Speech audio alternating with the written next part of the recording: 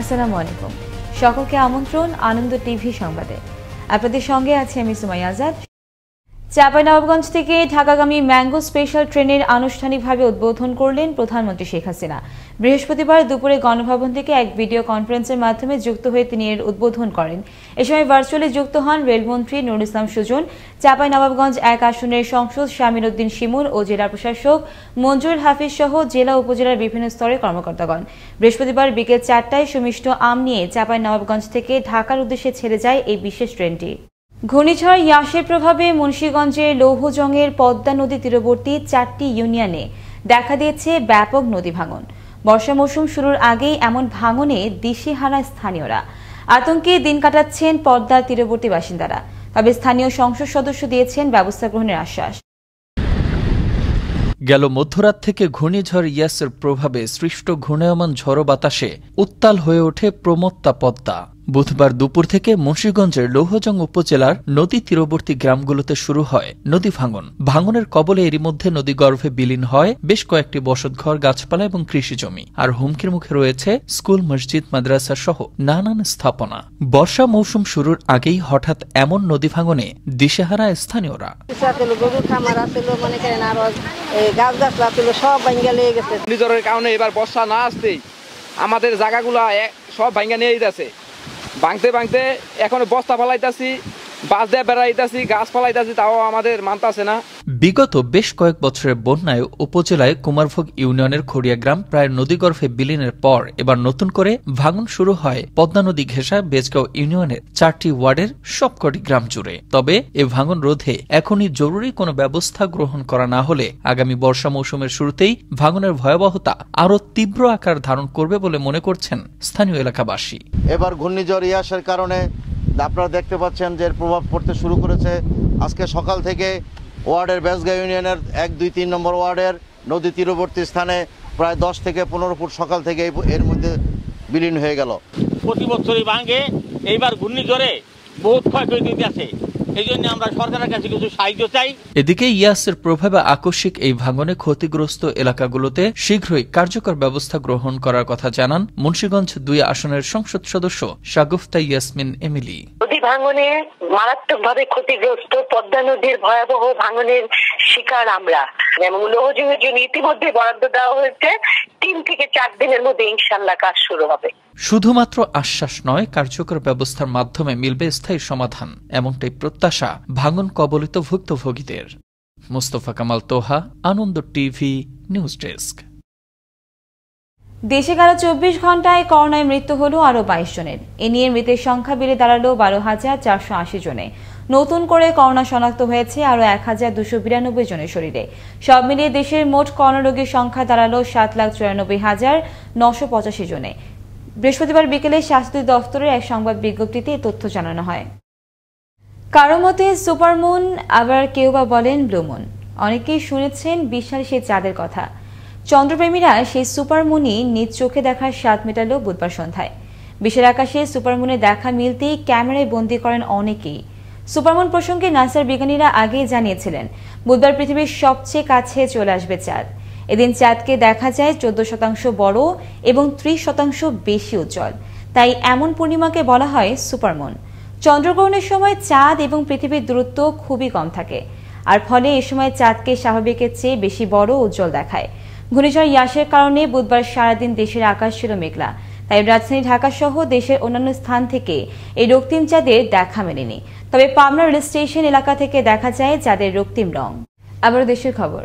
বুধবার বিকেলে গাজীপুরে কাপাসিয়ার ১৪ বছর বয়সী এক কিশোরীকে বাল্য বিবাহ দেওয়ার অপরাধে কিশোরী বাবা ও বরকে ২০১৭ সালের বাল্যবিবাহ নিরোধ আইনে ১৫ দিনের বিনাশ্রম কারাদণ্ড দেন উপজেলা সহকারী কমিশনার ভূমি তানভীর ফরহাদ শামীম। পরে মেয়ের বাবা ও বর দুজনকেই গাজীপুর জেলা কারাগারে পাঠানো হয়। দেখছেন আনন্দ টিভি সংবাদ, সঙ্গে আছি সুমাইয়া আজাদ। বুধবার সন্ধ্যায় কুমিল্লার লাকসাম পৌরসভার ২ নম্বর ওয়ার্ডের একটি দিঘিতে স্থানীয় কয়েকজন কিশোর খেলাধুলা করছিল। এ সময় তারা বোমা সদৃশ্য একটি বস্তু দেখতে পেয়ে এলাকার স্থানীয়দের জানান। পরে স্থানীয়রা 999-এ ফোন করলে লাকসাম থানা পুলিশ সেটিকে উদ্ধার করে। লাকসাম সার্কেলের সহকারী পুলিশ সুপার জানান, স্বাধীনতা যুদ্ধের সময় বোমাটি ব্যবহৃত হয়েছিল। পরে বোমাটি থানায় নিয়ে যায় পুলিশ। চলমান লকডাউনে বরিশালে হতদরিদ্র ও নিম্ন আয়ের মানুষের করুণ অবস্থার পরেও জনপ্রতিনিধিদের পক্ষ থেকে নেই কোনো কার্যকরী ব্যবস্থা।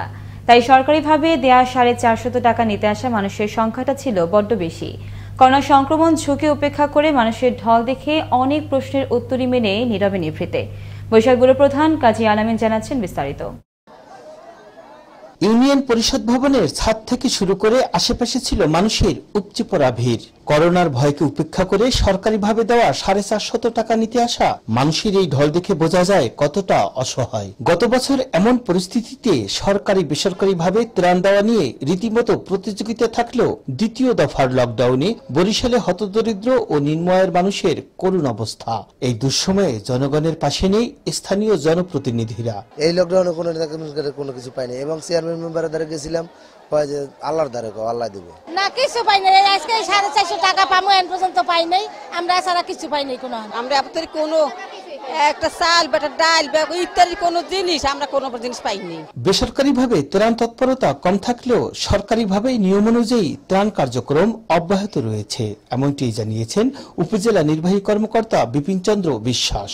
মাননীয় প্রধানমন্ত্রী এই করোনার দ্বিতীয় ঢেউয়ের প্রাক্কালে দরিদ্র জনগোষ্ঠীকে এবং যারা করোনার কারণে ক্ষতিগ্রস্ত হয়েছেন সেই সকল মানুষকে সহযোগিতার হাত বাড়িয়েছেন।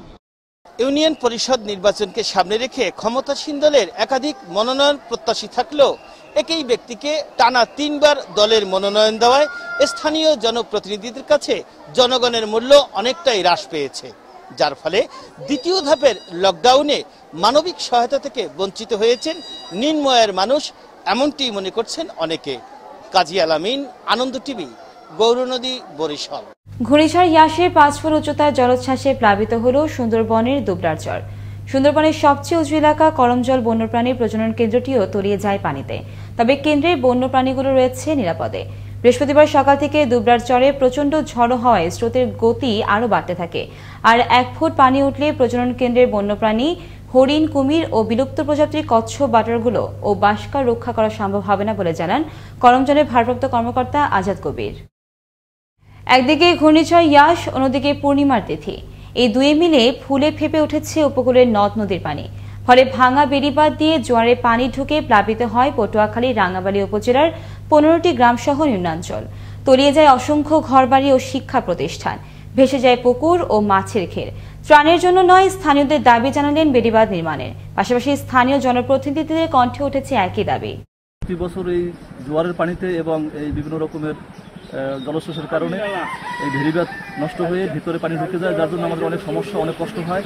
ঘূর্ণিঝড় ইয়াসের তাণ্ডবে আমরা গ্রামের মানুষ, আমাদের ভেড়িবাঁধ ছিঁড়ে গেছে, আমাদের অনেক ক্ষয়ক্ষতি হয়েছে। আমি সংশ্লিষ্ট সকলের কাছে বলতে চাই, আমরা ত্রাণ চাই না, আমরা টেকসই ভেড়িবাঁধ চাই। আমাদের এই ছোট বাইজদিয়া ইউনিয়নে বাতাসের চেয়ে পানি অনেক বেশি হয়েছে, যার জন্য ভেড়িবাঁধ অনেক জায়গা দিয়ে ছিঁড়ে গেছে এবং সেই অনুযায়ী পানি ভিতরে ঢুকে গেছে। জায়গাগুলো রিপেয়ারিং এবং এলাকার যারা ক্ষতিগ্রস্ত হয়েছে তাদের সাহায্য দেওয়া হোক। বৃহস্পতিবার দুপুরে রহমতুল্লাহ নামের এক স্কুল শিক্ষক বাইসাইকেল যোগে চুয়াডাঙ্গার আলুকদিয়া বাজার থেকে ভালাইপুর বাজারে পৌঁছালে বিপরীত দিক থেকে আসা একটি ট্রাক তাকে ধাক্কা দেয়। এতে গুরুতর আহত হন তিনি। পরে ফায়ার সার্ভিসে উদ্ধারকারী দল তাকে চুয়াডাঙ্গা সদর হাসপাতালে নিয়ে গেলে কর্তব্যরত চিকিৎসক তাকে মৃত ঘোষণা করেন। এই ঘটনায় ঘাতক ট্রাকটিকে জব্দ করা হলেও চালক রয়েছে পলাতক। এই ছিল এখনকার মতো। আনন্দ টিভির সংবাদ দেখুন প্রতিদিন বিকেল 5:30 এবং রাত 9:30। আনন্দ টিভির সঙ্গে থাকার জন্য সকলকে ধন্যবাদ।